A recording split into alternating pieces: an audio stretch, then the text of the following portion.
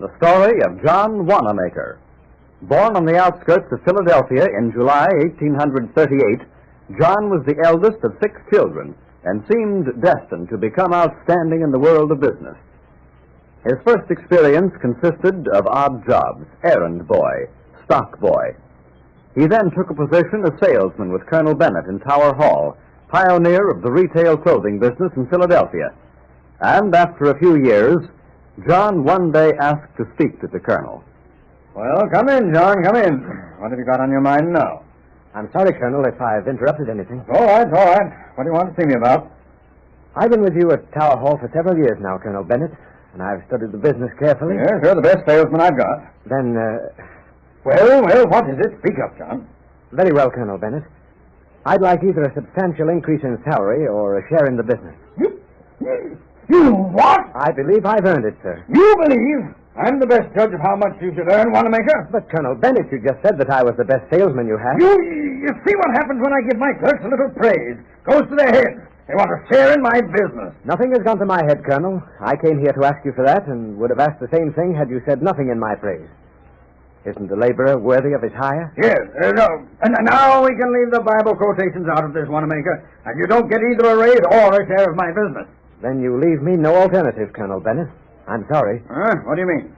I shall open a store nearby and take your trade. You what? And what, pray tell, are you going to use for money? Well, it'll take time, I know, but open a store I shall, and I promise you, Colonel Bennett, it'll be the biggest department store in the world.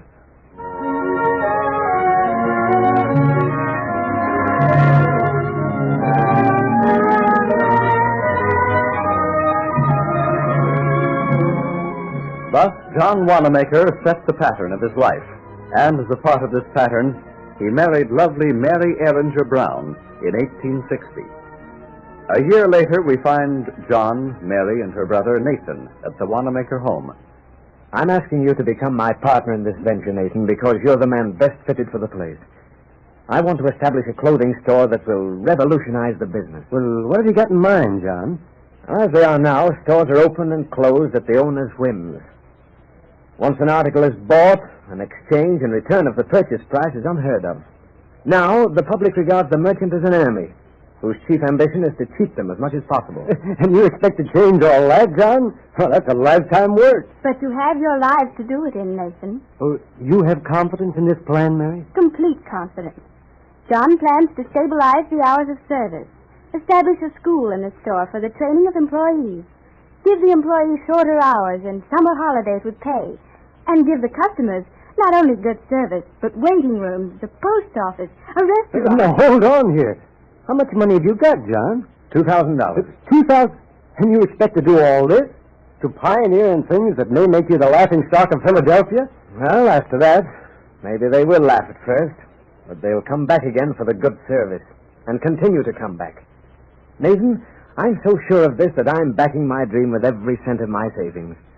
Will you do the same? Put up $2,000 for something that sounds completely impossible, huh? Well, you've never failed yet in anything you've put your heart and soul into. All right, I'll do it. My heart and soul's in this, all right, Nathan. It's going to be a struggle, but we'll make good. I know we'll make good.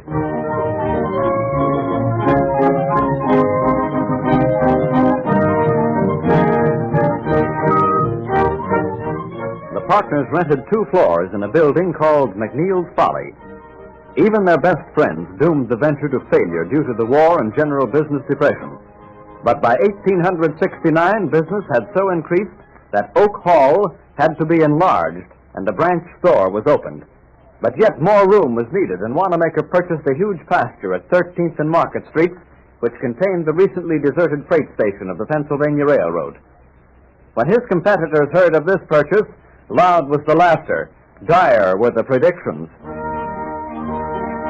That green John Wanamaker's crazy. Country is passing through a business panic. He'll be wiped out. He can't make a store out of an old freight station. Serve him right. Dreamers don't belong in business.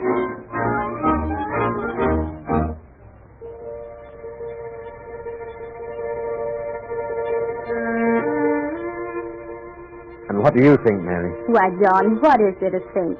You've made the right move. And this new store is going beyond even your highest hopes. Oh, dearest Mary, what a wife, what a comrade you are. You're right. This still will exceed my highest hopes. Because if there's one person in the world I couldn't fail, it's you.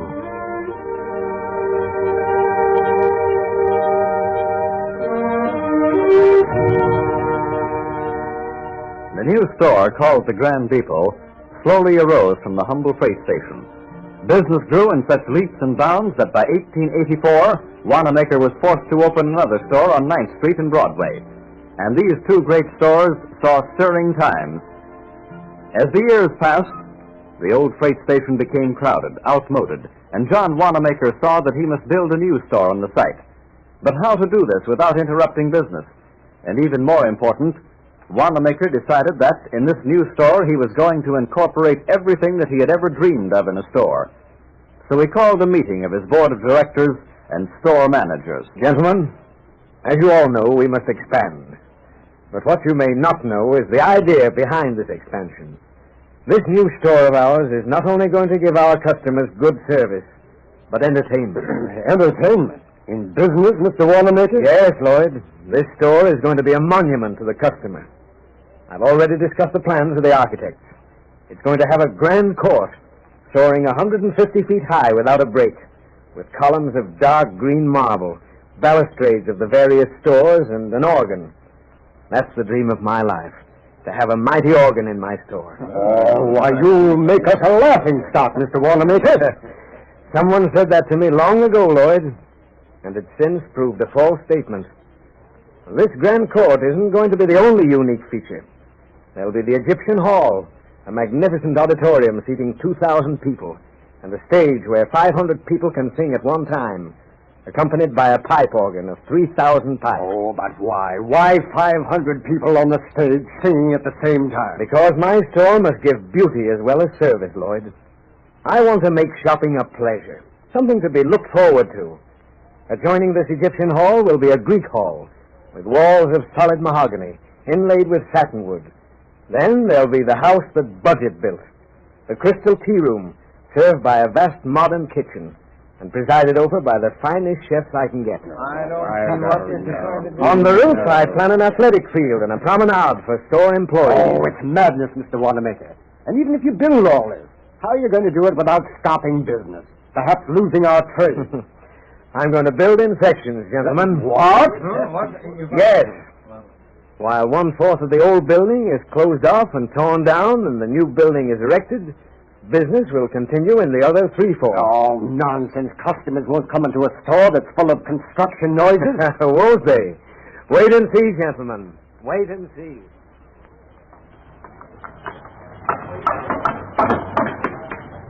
I'd like 3 yards of lace, please.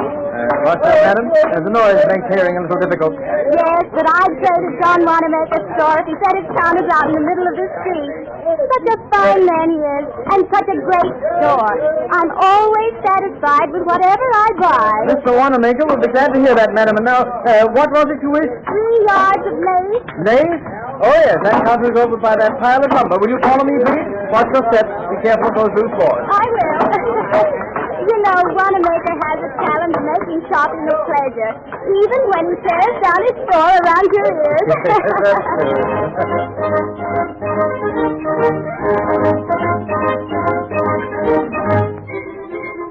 And thus they came, as Wanamaker had said they would.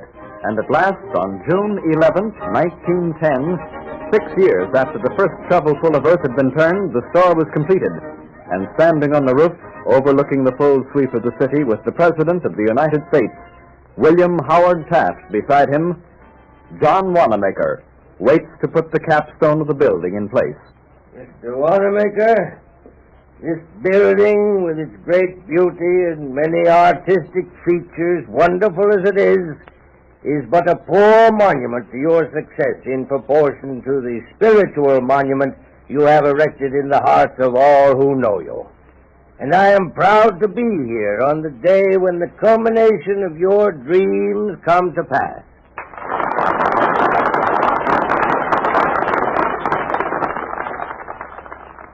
Thank you, Mr. President. Thank you.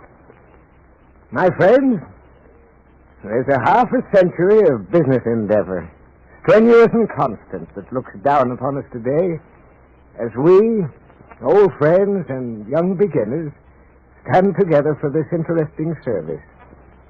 The inscription on the stone reads, "This block, put in place on June 11, 1910, by John Wanamaker, marks completion of this structure, begun April 26, 1904. Cornerstone laid June 12, 1909.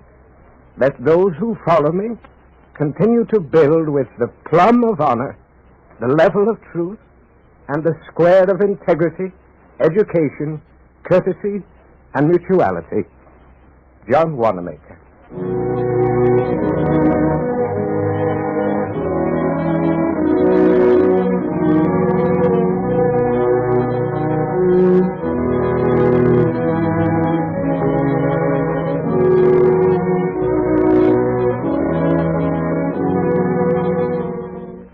The inscription on the capstone is a fitting end to this story of John Wanamaker. Not even the glory of the business done and good accomplished by his great store, nor his activities as Postmaster General of President Harrison's cabinet, nor his great activities during the World War can reveal his sterling character more than these simple words. His large philanthropies consisted of such monuments as Bethany Church, the Wanamaker Institute of Industries, Bethany Day Nursery, the John Chambers Memorial Church, the Friendly Inn for Destitute Men. These are but few examples of a great man's great generosity. John Wanamaker, Captain of Industry.